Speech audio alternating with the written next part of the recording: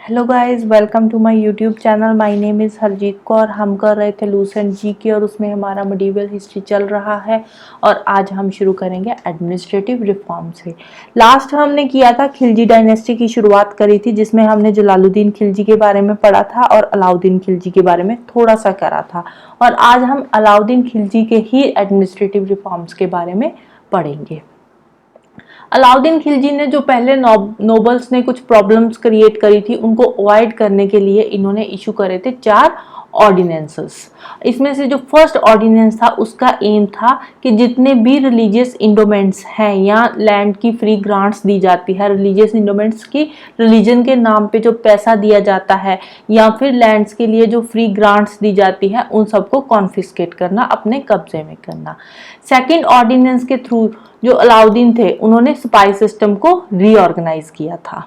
जो third ordinance था, third ordinance के थ्रू उन्होंने वाइन के यूज को प्रोहिबिट करा था, रोका था कि वाइन का यूज नहीं होगा।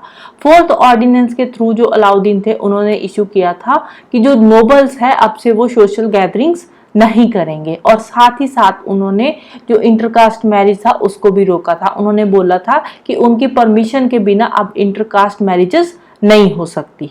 इसके अलावा उन्होंने दाग सिस्टम और चेरा सिस्टम ये दोनों इंट्रोड्यूस करे थे। दाग सिस्टम में क्या था? दाग सिस्टम में हॉर्स की ब्रांडिंग होती है और चेरा में होते हैं डिस्क्रिप्टिव रोल्स ऑफ सोल्जर्स। जो अलाउद्दीन खिलजी थे उन्होंने फिर ऑर्डर दिए कि जितनी भी लैंड्स है स्टेट के अंडर, सारी स्टेट्स में जितनी भी लैंड है उसको हम पहले मेजर करेंगे, फिर उसके अकॉर्डिंग उन्होंने जो स्टेट का शेयर था, स्टेट की लैंड के अकॉर्डिंग स्टेट का शेयर उन्होंने फिक्स कर दिया था कि एक स्टेट के लिए इतना ही शेयर दिया जाएगा। उसके बाद उन्होंने एक स्पेशल ऑफिसर की पोस्ट क्रिएट करी थी जिसका नाम रखा था मुस्तक राज।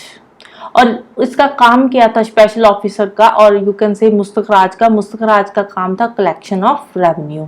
जो भी रेवेन्यू आता है उसको कलेक्ट करना। जो पीजेंट्स है, पीजेंट्स जो भी चीज प्रोड्यूस करते हैं वो उनको पे करनी पड़ती थी एज अ लैंड रेवेन्यू।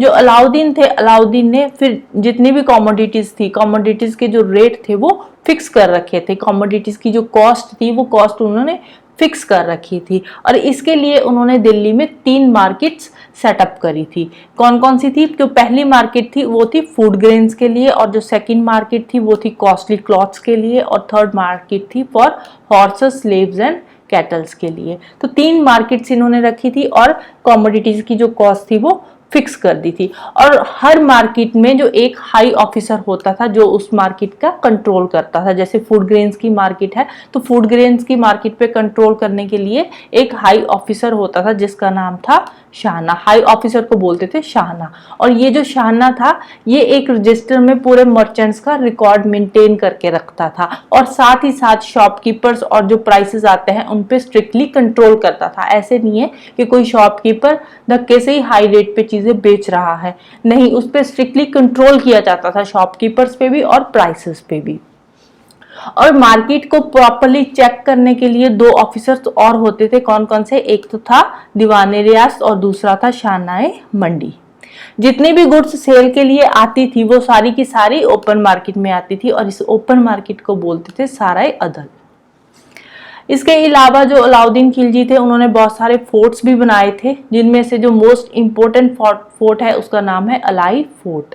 इसके अलावा उन्होंने कुतुब मीनार का जो एंट्रेंस गेट है उस पर उन्होंने बनाया था अलाई दरवाजा।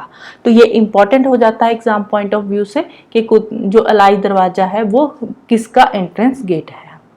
इसके अलावा उन्होंने बनाया था पैलेस ऑफ 1000 पिलर्स जिसको बोलते हैं 1000 सुतून।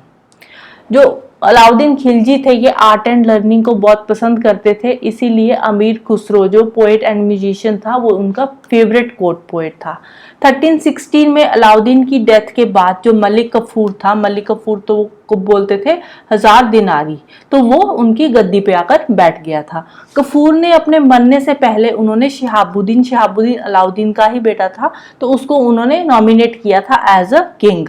बट जो इनका बड़ा बेटा था मुबारक खान, उसको इन्होंने इम्प्रिजन कर लिया था, कैद कर लिया था। तो उसके बाद में जो मलिक कफूर था, मलिक कफूर को अलाउद्दीन की जो फैमिली थी उनके ही कुछ लॉयलिस्ट ने मलिक कफूर को मार दिया था। तो मलिक कफूर के मरने के बाद जो मुबारक खान था, मुबारक खान प्रिजन से फ्री हो गया, उसको कैद कर रखा था ना, तो वो प्रिजन से फ्री हो गया। फ्री होने के बाद वो शिहाबुद्दीन का एज ए रेजेंट काम करने लगा। मतलब कि रेजेंट होता है कि सारे काम दाम वही करता है, जो किंग होता है वो नाम का ही किंग होता है। तो उसका जो जितना भी गवर्निंग का काम था वो सारा काम कौन करता था? मुबारक खान करता था। उसके बाद मुबारक खान को जैसे ही मौका मिला वो थ्रोन पे आकर बैठ गया, उसने थ्रोन को कैप्चर कर लिया। बट वो ज्यादा साल तक रूल नहीं कर पाया, रीजन बीइंग कि वो डेब्यूचरी में डूब चुका था। डेब्यूचरी मीन्स कि वो बहुत ड्रग एडिक्ट हो गया था, ड्रग्स, अल्कोहल्स, इन सब चीजों में डूब चुका था और उसका जो लाइफस्टाइल था वो इन्हीं सब चीजों में बंधकर रह गया था। तो इसीलिए जो आर्मी की अथॉरिटी थी या पैलेस गार्ड्स की, ये सारे काम कौन करता था? मुबारक हसन करता था। तो धीरे धीरे जो मुबारक हसन था उसने सुल्तान के पैलेस का भी पूरा कंट्रोल अपने कब्जे में ले लिया। तो मुबारक हसन को बाद में टाइटल दिया गया था खुसरो खान का, और ये टाइटल उसको सुल्तान ने ही दिया था। फिर उसको खुसरो खान का टाइटल मिलने के बाद विद इन मंथ्स उन्होंने मुबारक खान को मार दिया और खुद नसीरुद्दीन का टाइटल ले लिया था मिड 1320 के आसपास आते आते। और बाद में गाजी मलिक जो कि दीपालपुर का गवर्नर था, उसने खुसरो खान को भी मार दिया था। और खुसरो खान की डेथ के बाद जो खिलजी डायनेस्टी थी वो बिल्कुल ही खत्म हो गई और दिल्ली पे आकर राज हुआ तुगलक डायनेस्टी का। Right, so this is all about today. Next हम शुरू करेंगे तुगलक डायनेस्टी से शुरू करेंगे। खिलजी डायनेस्टी खत्म हो चुकी है। राइट, तो जाने से पहले वीडियो को लाइक कर देना, शेयर कर देना और चैनल को सब्सक्राइब कर लेना। Thank you, bye bye and have a nice day.